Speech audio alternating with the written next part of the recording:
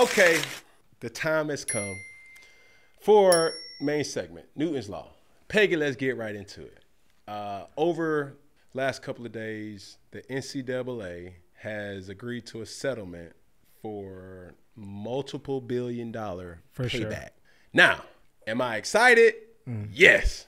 Am I mad? Yes. Because it was only at 2016 and up. Yeah. I'm like, what the fuck? What about the goddamn, like, you know what I mean? Because shit, they would have had to pay even more money. Yeah, for sure. Given the circumstances of, like, I look at this whole run. But before we kind of get into it, take us through, you know, what this whole Newton Law will be about. So the settlement terms state that the NCAA will provide more than $2.7 billion to former athletes over the next decade for back damages related to association's name, image, and likeness restrictions. This payment should start in 2025. And by settling, instead of going to trial, they kind of dodged paying $4 billion, upwards of $4 billion. So they settled for $2.7 billion. So that is just super crazy that they're going to be paying people back and and now it's legal to start, like, I guess, organizations and teams and colleges to pay players directly. Mm-hmm. So it ain't all of just NIL, or I got to sign this deal or everything like that. So now they can say, look, Ohio State, I'm about to pay Cam Newton these are XYZ. Workers. Yeah. These are. So they still figuring all of the terms if they're not going to be employees, this and that, and all of that stuff out. But the fact that, you know, they're clearing it for colleges to pay players directly. This is like when I see something like this, it just shows how corrupt this system was for so long. Yes. And they preyed on disadvantaged people and circumstances. Mm-hmm. They tried to paint the picture of this is amateur sports. This is amateurism. This is this. It's like, no, bro, these people are sacrificing their lives. Yeah. And I'm saying to myself, like, yo, how the fuck were they able to get away for this long? And like, that's what even with the selling for $2.7 billion, bro, that's crazy work right there, because it's like, if you can settle for $2.7 billion, how much money was y'all making for real? Oh, and that's just a penny probably on the dollar. And also too, as this investigation kind of opens up, it will identify the conspiracies and everything over this whole span.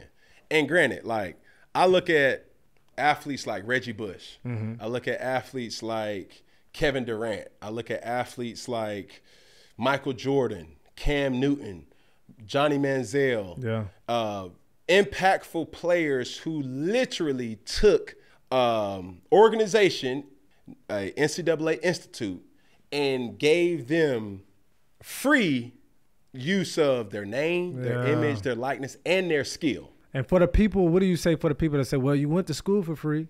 Man, you ain't doing shit with that fucking... You know we going. Like, bruh, man, I'm not doing... Like, I got a sociology degree. And I also got an associate degree in damn horticulture, right? Study of plants. Bitch, I'm not motherfucking using none of them goddamn degrees. You got a nice yard, though. Shit, and I pay somebody to goddamn do that shit. I'm not out there planting them plants. I don't give a damn about them damn plants. It's my job to make sure that I have the money to pay for a florist, to pay for a landscaper, to pay for these people to do this damn job, and it doesn't come by way of studying or being a chemist or a biologist. See what I'm saying? And it's been a fucking scam for years, damn near 100 years, and they've been getting away with murder. Bro, crazy work. Off the backs of hopeless individuals that saying, "Hey, we're giving you a free scholarship." Like, man, and then gonna fine you and ban you and strip you from all of your records if they catch you getting money. Yeah, for sure. That's what I'm saying. That's when you really corner the market. You ain't gonna get money from us, but if you even think about getting money from anybody else, bro, they are like, if you were to look at the whole business blueprint of what the business of the NCAA was, it was all money in, no money out. That's facts. All money in, all profit. We just got to give you a college degree or eligibility. That don't cost us shit, bro. You know what I'm saying? We just got to give you a seat in the damn classroom.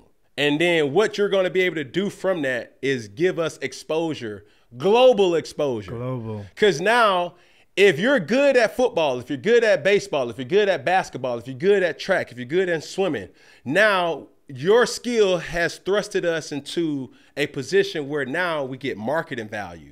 Now we can run ads, we can run commercials, we can run all these different things to be able to promote why you should come to the University of Alabama, why you should come to the University of Georgia, why OHIO, like all these different things, like us being in the SEC championship, us being in the national championship, the BCS Bowl gave us prime real estate to be able to showcase why our school is great. Yeah. And you're giving these athletes platforms, or you're stripping them from their power to be able to know their worth.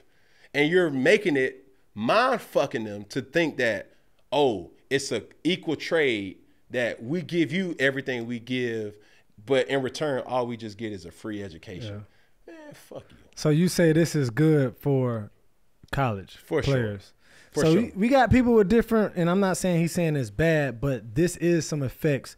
And Penny Hardaway had something to say about it on the Point Forward podcast. Let's see what he had to say. Player, obviously happy that the guys were getting paid for that, but this thing is turned upside down, to be very honest, man. It's major now. It's not small, it is major. Some of these numbers for guys early are okay, but the later it gets and you gotta have them, that might jump up 200,000 or 300,000. You start thinking, hey man, you're not Evan Turner or Andre Iguodala, man. I don't know about that, bro. I mean, it almost becomes a business, because now when I start paying you that much money, to me, it was already an expectation. Now it's even a higher expectation, because now you're getting a ton of money. You're making more than my assistant coaches. How is it coaching the guy making that much money? Is anybody like, shut your broke ass up? Like, anybody say that? That's Evan Turner. Hey, they might say it under their breath. Seriously, though. But no, honestly, it becomes about the character of the young man at that point. You can either get that much money and go, I'm going to go all out and show this team why I came here and give them all I have. Or you can bail and just say, hey, man, I got the money that I wanted. If I'm playing bad, so what? You can't take the money back. You got both ways going right now. But, okay, so to that point, Penny Hardaway, a person who I've always admired, always respected, I cannot agree with him with that. And the reason why I say that is, what about the NFL? You got players in the locker room that make way more money than the coaches. You got players in the locker room that make way more money than the GM. Yeah. See what I'm saying? So their mentality isn't different. So, and they would say probably with maturity comes that. But I agree in that stance, because now even as a college athlete, you kind of highlight what type of person, the character. That's what he said, the character of the person will show. But I'll say this. Understand this, college athlete. This money is not money that's going to sustain you for nothing more than probably 3 to potentially 5 years during your whole college stint. This is not money that you can sit back and collect and say, okay, I finally made it. That money is still where you should want to say, hey, I want to make it to the NFL. I want to make it to the MLB. I want to make it to the professional realm, that now advertisement money. Now, money from the club still is what I aspire to kind of get. But I think a lot of players are deceived by saying NIL money, getting $200,000, $100,000, $300,000, hell, even $1 million sometimes. At 18 years old, bro, 19, 20, 21 years old, that's still not enough money to sustain you for the rest of your life. For the rest of your life. Yeah. That's just something that you can have a little cushion to say, now I can take care of myself, and I can at least give my mom, my dad, my family dynamic a little bit more money, that it's not so much of a strain as it once was. Once was that, man, I was making $3,000 or $4,000 every quarter, and that was my scholarship check, and I had to make that motherfucker stretch like a gymnast, goddamn. You feel me? Yeah. And that still was something that I had to find ways to make it stretch. Now it's accepted, or now it's mandated for you to get paid. But to think, the goal is still to make it and to be the best version of yourself so you can go to the next level. Now, that next level money is going to be that money that you can live off for the rest of your life if managed the right way. Yeah. But to think at the age of being a college athlete, that's going to be money that I still have when I'm 40, when I'm 50, that's just not realistic. You know, this is just monies that's in place or will be set in place for you to have a more comfortable experience in college. And it's done in a way that is accepted now rather than doing it in the shadows and under the table, so to speak. And I think it's fair. It's needed. Like, gone are the days where institutes, universities have been playing this dumb man's, you know, role. Like, oh shit, to have a scholarship or to have a degree from the University of Duke, that's just good enough. Yeah. No, hell no. Like, I remember going to, like, it was either Vanderbilt or Duke, right? And the whole student section had a chant, and it was like, "It's all right, it's okay, you're gonna work for me someday." Like, they was like, "It's all right, it's okay, you're gonna work for me someday." Like, it was something like that, where it's like, okay, that's y'all chant, that shit weak as fuck. And we just blew y'all back off for 45, you know what I mean? Like 45 to like 7. But they knew that they couldn't compete athletically, so they knew see you in corporate America. Their edge was corporate America. And that still wasn't the desire, you know what I'm saying? Because the most wealthiest people in the world do not have college degrees. Some of them do, some of them don't. Some people just knew from right out of high school or not even having high school degree, I know what the fuck I want to do. Yeah, they just took a different chance, so it took a you know what I'm saying? route. And you took risk. Like, so I think when you try to govern something, and the biggest thing that you could do is have somebody work for you and not have them really go to where they're supposed, like their skill set is leading them to, you're just tricking them. It's like, shit, come on back, come on to summer school. But summer school for athletes is not really summer school. It's like, we want you to work out. Yeah, we need you to stay in shape. You know what I'm saying? Like, this is a whole mental fuck that now it's going to really be interesting to see how these things kind of play out, and how does previous and past players get compensated for their sweat equity. Because, like, boom, if you stop in that mark at 2016, cool, everybody make y'all money. But shit, we need to come on back some more. We need to roll that clock back just a little bit more. We need to come on back. But this is the seriousness of this whole situation. If they did not settle, there was a possibility that there would not have been an NCAA if they would have took this shit to trial. Think about no college football. Think about no college sports. What would that look like? And a lockout in college. A lockout in college. Now you're talking about all type of XFLs and UFLs and semi-pro, AFL. Everything would have been crazy. Boy, it would have been a whole Wild West. Woo! But man, I'm happy. I'm happy because we're getting traction of what's owed to the athlete. Like, when I think about my time in college, and I say to myself, yo, how much money did I make Auburn? I don't think my brain could even fathom. Well, that's what my question to you was. Is like, think about all the stuff you did at Auburn just that year, even Blinn, shit, even at Florida. But like, if you had to put a net worth on your NIL, just throw me a number. What would you think Cam Newton NIL deal or like your net worth in college would be? College? Yeah. 300 million. 300 million. And that's on the low end. Because you got to think of it like this.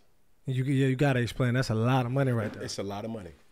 But I'm going to break it down like this. My first game in Auburn was against Arkansas State. Okay. It was a sold-out crowd, right? We won. Now, the buzz kept getting higher and higher. Parking, concessions, ticket sales, marketability, apparel. I want you to think about. And now that first game playing Arkansas State, and they didn't have a video game, did they have the video game? They did, but it still wasn't. Fuck that. That's separate. Start thinking during the midway of the season. Like, we went through a stretch where our tough stretch was we played Arkansas University.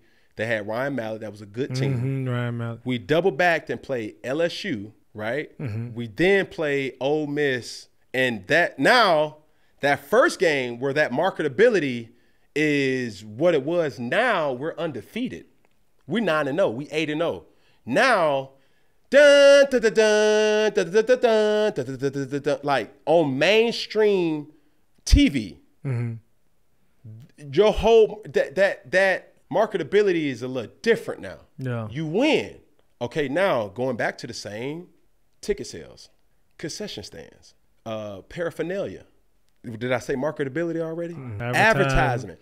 All these different things all of that stuff, are happening. And I was so delusional to think like, yo, real story for me. My first game, second game, third game, after I played the University of South Carolina on Saturday night, that's when my whole life changed. Because I couldn't go to class no more.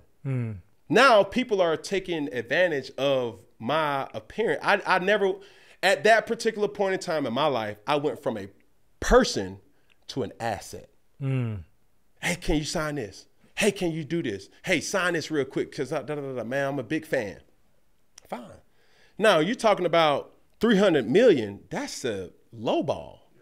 No. That's real low. Because I probably made Auburn $1 billion. Still, think about this. When Bo Jackson, arguably one of the top tier athletes this world has ever seen, Bo knows those campaigns, all those different things. Bo Jackson didn't win a national championship.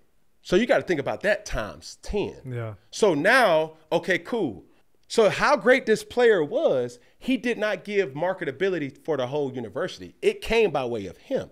I love Bo. Bo is an advisor in my life to my life, as a person who I looked up to and still look up to. But when you start talking about bringing or putting a whole team or a whole organization on your back, school on your back, where without your dedication, without your perseverance, nobody would have known Auburn in that type of case. Yeah, because that was the Alabama. The last time Auburn won a national championship before we won our national championship was 1956 or 1957. So you're talking about 300 million. No, you're doing way too much. Hell no. Because now the first game when we play Arkansas State, going to the real peak of our schedule, to the LSUs, the Arkansas, now the latter part of our season, now you start talking about we play UGA. Yeah. Very high caliber type of game. Not only that, this was the most relevant Iron Bowl that has ever been. Major national implications. Yeah, that was it. You see what I'm saying? Like, we were 2 in the nation. They were 9 or 11 or 10. That's never been done before. Yeah. Still hasn't been done.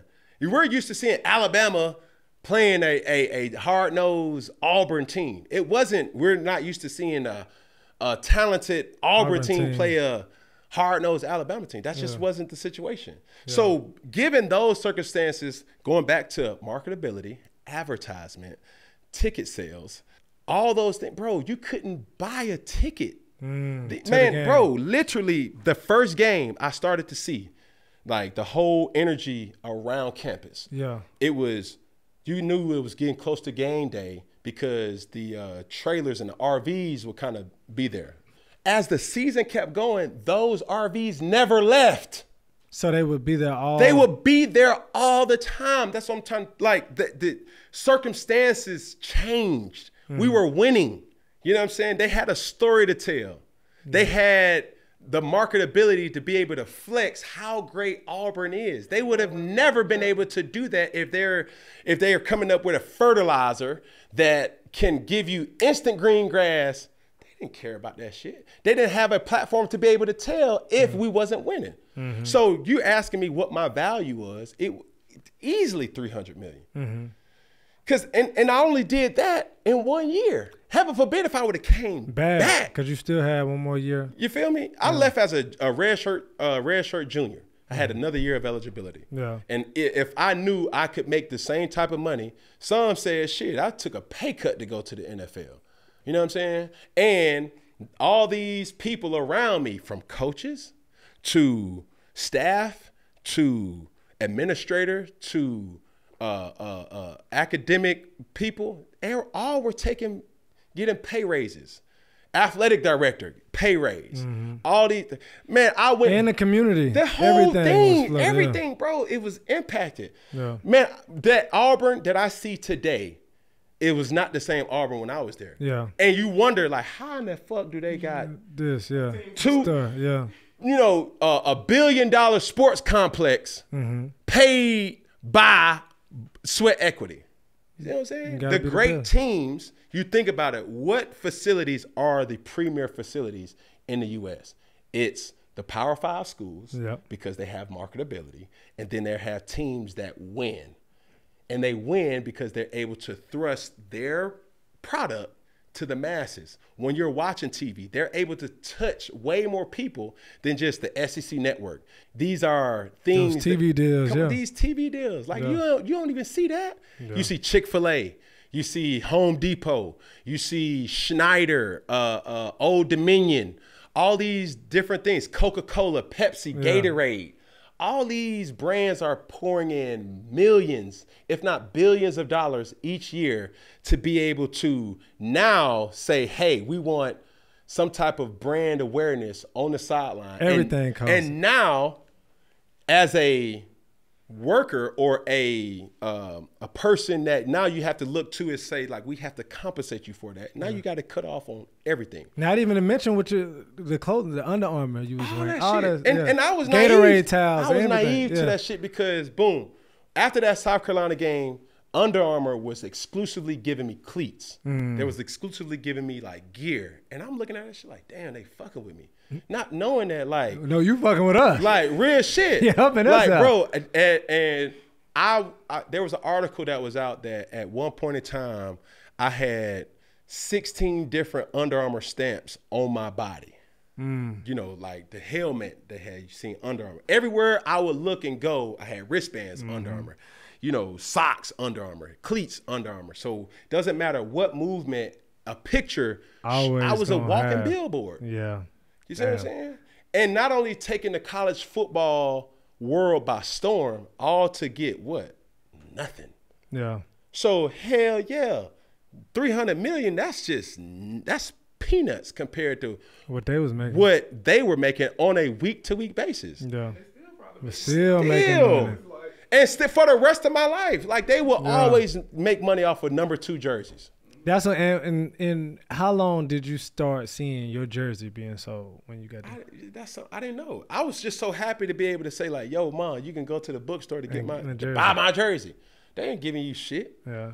You see what I'm saying? Like those, and they were sold out. Yeah. They couldn't keep that shit. It was like drugs. They couldn't keep that shit on the goddamn market. Yeah. Everybody wanted the number 2 jerseys. The same thing with the Carolina Panthers. It's like, bro, you'll see all these jerseys, but number 1 jerseys was gone. It's the marketability. Yeah. Like me, hate me, love me, or whatever, you still had a following that people wanted to support. And it was paraphernalia. It may not have even been a jersey. It may have been a poster. Yeah. It may have been a pencil. It may have been a keychain. All these different things, your efforts gave Auburn or that entity the ability to say, this is why we're great. Yeah, that's why. Like real shit. And when you look at it, like it's you can't put a price tag on that. There's not a lot of times in sports where motherfuckers had literally had the sports world in their hand. I can honestly say that happened to me twice. In Auburn and in Carolina. Yeah. 2010 Auburn season, 2015 Carolina season. You couldn't mention football without mentioning Cam Newton. And even though that's a flex, the thing that is not a flex is that I know I was not compensated for that time. So I took an L for that.